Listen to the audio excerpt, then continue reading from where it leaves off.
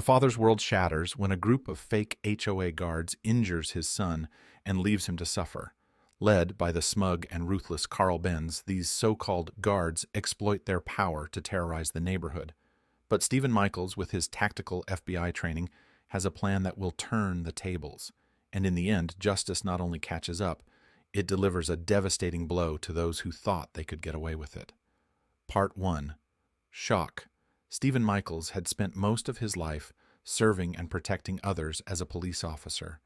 Now, as a tactical trainer for the FBI, he was used to dealing with intense situations. But in his quiet suburban neighborhood with his wife Jennifer and son Josh, everything was supposed to be peaceful. The kind of place where the biggest concerns were picking up the mail or mowing the lawn.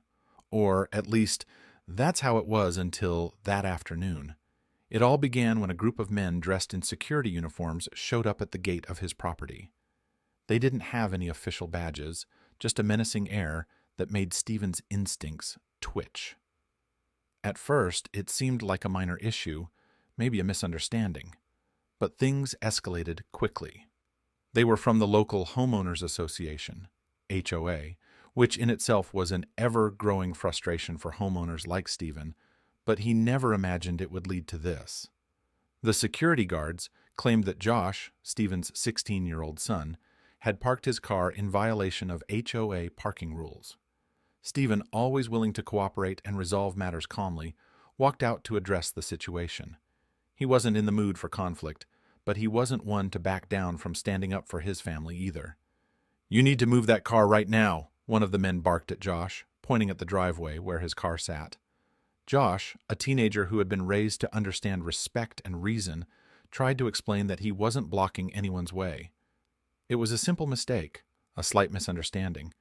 But the argument didn't stop there. No, the deeper issue was something more personal.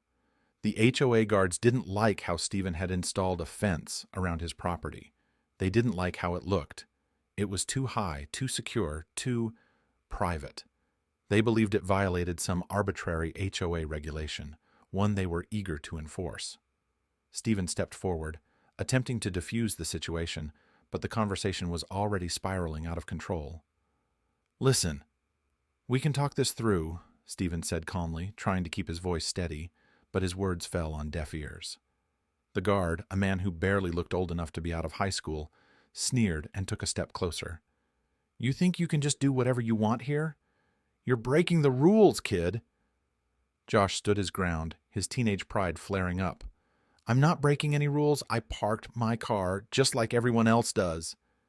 And that's when it happened. With a sudden movement, the guard shoved Josh in the back, knocking him off balance. It was a move that was too quick for Stephen to react to immediately. He watched, helpless, as his son fell forward, his arms flailing to catch himself. Josh's left arm landed hard against the stone threshold of the front door. The sickening crack of bone snapping echoed in the silence that followed. In that instant, time seemed to slow. Stephen's heart stopped. His breath caught in his chest. His mind couldn't fully comprehend what had just happened. His son, his innocent son, had been hurt by a stranger, a man who didn't have any right to lay his hands on him. The thought seemed so surreal that it was hard to grasp. Josh lay on the ground, cradling his arm, tears of pain and disbelief welling up in his eyes. Stephen rushed to him, his fatherly instincts kicking in. He could feel his anger building, but at that moment, all he could focus on was his son, lying there, helpless. The guards, who should have been helping, didn't offer a single word of apology or assistance. Instead, they just stood there, silent, as if nothing had happened. No concern for the boy who had just been injured on their watch. Stephen could feel his blood begin to boil, and it wasn't just the physical injury. It was the injustice, the audacity of these so-called guards to treat his son this way. And what made it worse was the realization that they thought they had the right to do so. They operated under the assumption that they were in control, that their word was final, that they had the power to dictate what was right and what was wrong. His son's arm was broken. The trust they had placed in their home, in their community, had been shattered. Stephen glanced over at the neighbors' homes, expecting someone to step forward, to speak up, to offer help. But no one did. It was as if the whole neighborhood had turned its back. This was more than just a confrontation. It was an invasion of their rights, of their very home. The HOA, the very organization that was supposed to protect the interests of the homeowners, had become an oppressive force. They didn't care about fairness. They didn't care about the truth.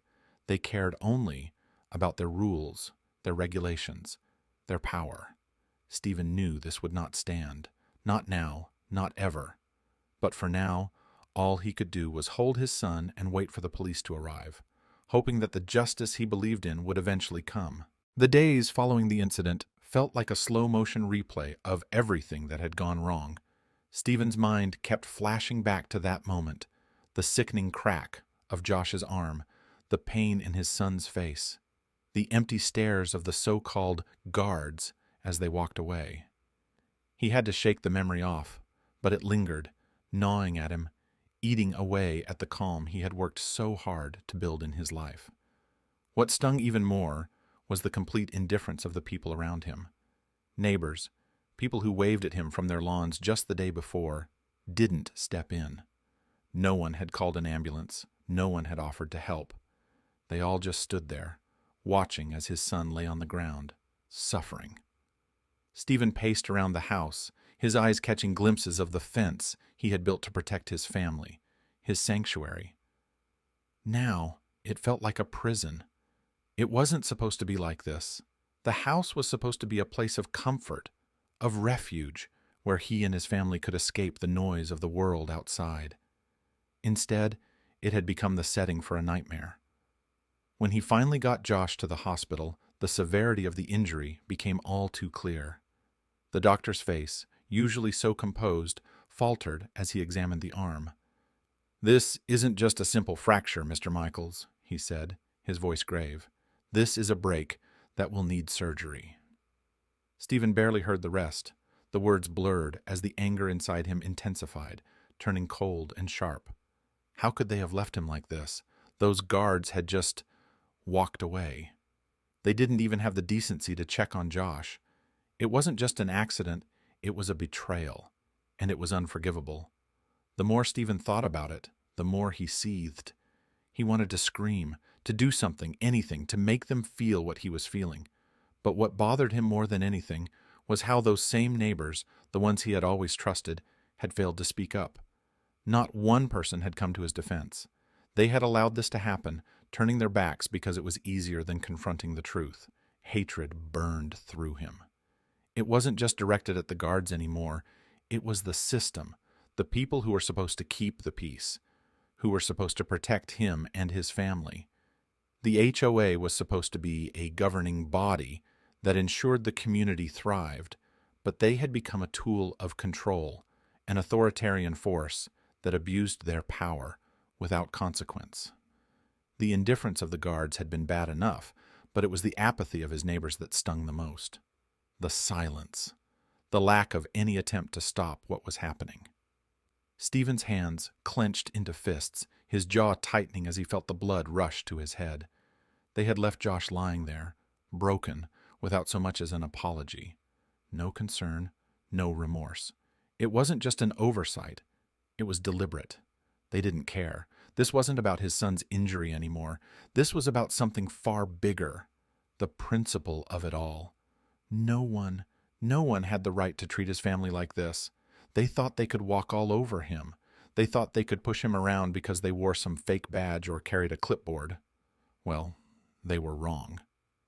Stephen paced back and forth, the weight of his anger sinking in. He wasn't helpless anymore. He wasn't a victim. This was no longer about avoiding conflict. It was about retaliation, about showing them that there were consequences for their actions. They wouldn't get away with this, not if he had anything to say about it. He wasn't just going to let this slide. He wasn't going to let them get away with hurting his son. They had overstepped, and Stephen wasn't going to stop until they paid the price. There was only one thing left to do. Stephen sat in his living room, staring at the stack of paperwork in front of him. Police reports, hospital bills, insurance claims. Everything felt like a blur. The police had come and gone, documenting the scene, but the security guards had refused to take any responsibility. They denied everything. There were no apologies, no remorse, just a wall of silence and arrogance. He had expected this, of course. These were not men of integrity. They were nothing more than hired muscle for a local HOA that had made a mockery of authority. But the deeper he thought about it, the more Stephen realized how much this infuriated him. They had crossed a line, and now they thought they could just walk away from it? That they could hurt his son, abandon him, and then lie about it? It was too much. His fingers gripped the edge of the desk, the paper beneath him crumpling under the pressure. But then, like a switch flipping in his mind, an idea struck him. A clear, sharp thought that cut through his anger. He wasn't just a father, a man filled with rage. He wasn't just a man dealing with the injustice of it all. He had something they didn't. He had knowledge. He had experience. Stephen Michaels wasn't just an ex-cop. He was a trained tactical expert. His FBI experience, the years of working in high-pressure situations, the hours spent in training that taught him how to control every aspect of a confrontation, all of it was now his greatest asset. This wasn't just about seeking justice anymore. This was about using every tool at his disposal to make them feel the consequences of their actions. The next day, Stephen put his plan into motion. He showed up at the location where the guards worked, feeling a calmness that only came from knowing exactly what he was capable of. His heart wasn't pounding with anxiety or fear. It was steady, focused, calculating. He had no intention of letting them get away with this. His eyes scanned the area as he walked up to their leader, Carl Benz, who stood with his arms crossed, a smug expression playing on his face. Carl had no idea who he was dealing with. He thought Stephen was just some angry father, probably a little crazy from the stress, but that would be his first mistake. As Stephen approached, Carl flashed a crooked grin and raised an eyebrow. "You're still upset, huh? You really think you can do something about it? Former cop?" Stephen stood tall, locking eyes with Carl. "You owe my son an explanation," he said, his voice calm but filled with a quiet intensity, "and you're going to give it to me." Carl chuckled, his stance widening as if he were trying to intimidate Stephen. "You think anyone's going to believe you over us? You're nothing now, just some washed-up cop. No one will back you, old man." But Stephen wasn't fazed. His mind had already gone through every possible scenario. He had been trained to read people, to understand body language, to know when someone was about to make a move. This was no different than a routine operation. He was just dealing with a different kind of enemy. Carl stepped forward, his eyes narrowing as he leaned in to threaten Stephen, his voice lowering with malice. "You'll regret this. No one's going to side with a loser like you." And that's when Stephen made his move. In the blink of an eye, he reacted with precision, his body moving in a fluid motion that would have been impossible for anyone not trained in the art of defense. He grabbed Carl's wrist, twisting it expertly, forcing him to the ground with a controlled but overwhelming force. The other guards, who had been standing nearby, froze in shock. Stephen wasn't angry now. He was calm, focused. He wasn't just defending his son, he was showing them the price of underestimating him. Carl groaned, struggling beneath Stephen's grip, but it was too late. The leader had been neutralized with a single move. Stephen's training had kicked in, and now Carl was at his mercy. But Stephen wasn't finished yet. He bent down, bringing his face inches from Carl's. "You don't get to hurt my family and walk away like nothing happened," he said, his voice steady, like the hum of a perfectly tuned engine. "You're going to make this right, now." The other guards, still in shock, exchanged nervous glances. They knew the situation had changed. This wasn't a game anymore. Stephen stood up, releasing Carl, who crumpled to the ground, clutching his arm. "Get your people together," Stephen said coldly. "I'll be waiting for you when you're ready to face the consequences." As he turned to leave, Stephen's heart was still calm, his mind still focused. This wasn't just about anger anymore. This was about taking control, about ensuring that justice would finally be served, and nothing, no one, would stand in his way. Stephen sat at his desk, a stack of documents laid out before him. Investigation reports, emails, photos, and a list of individuals involved in the corrupt scheme. His fingers traced the pages, each one bringing him closer to the truth. As a former officer with extensive knowledge of how investigations worked, Stephen had always known something was off about the whole HOA operation. The more he dug, the more he realized just how deep the corruption ran. It wasn't just a few rogue security guards on a power trip. It was a coordinated effort between local authorities and the HOA, all of them feeding off residents' fear and exploiting them for petty fines and threats.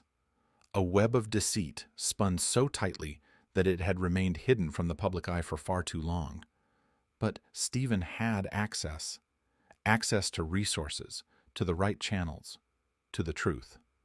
As he sifted through the evidence, he felt a rush of clarity. His instincts, his training had always taught him to follow the facts, and now the facts were clear. Everything he needed to expose the scheme was right in front of him. He wasn't just fighting for his son's justice anymore. He was fighting for the truth to come to light, for every resident who had ever been manipulated or intimidated by these fake guards, for every person who had suffered under a corrupt system. Stephen gathered the evidence carefully, documenting every lie, every breach of law. He knew that it wasn't just enough to expose the wrongdoers. It had to be done right. There would be no loopholes this time. He would show the world exactly who Carl and his team were and what they had been doing behind closed doors. And he would make sure that no one could ever sweep it under the rug again.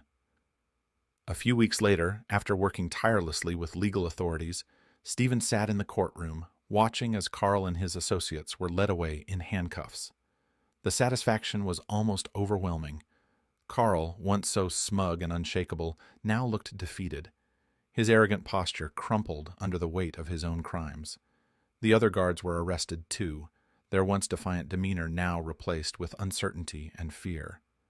But for Stephen, the most satisfying part of all wasn't seeing them behind bars. It was knowing that this was bigger than just his family's revenge. It was about the power of truth, of standing up against corruption, and of taking back control of what rightfully belonged to the people. He had used his training and knowledge not just to fight back, but to expose the cracks in the system that allowed such exploitation to thrive. As the courtroom cleared, Stephen stood outside, the weight of the past few weeks lifting off his shoulders. He was no longer consumed by anger. That burning, relentless rage had faded into something far more lasting: satisfaction. He had done it. He had fought for his family and for what was right, and in the end, he had secured justice. Stephen's eyes drifted to the parking lot, where Josh was standing by the car, looking like his old self again. He had healed. The fracture in his arm had mended, and so had the fracture in their family's life. The fear and uncertainty that had gripped their home were now gone, replaced with the sense of safety that had once been taken for granted. As he approached Josh, a smile tugged at Stephen's lips. The journey had been long, but the victory was sweet. For the first time in a long time, Stephen felt the calm that only comes after justice has been served. His family was safe. The truth had won. And in that moment, nothing else mattered.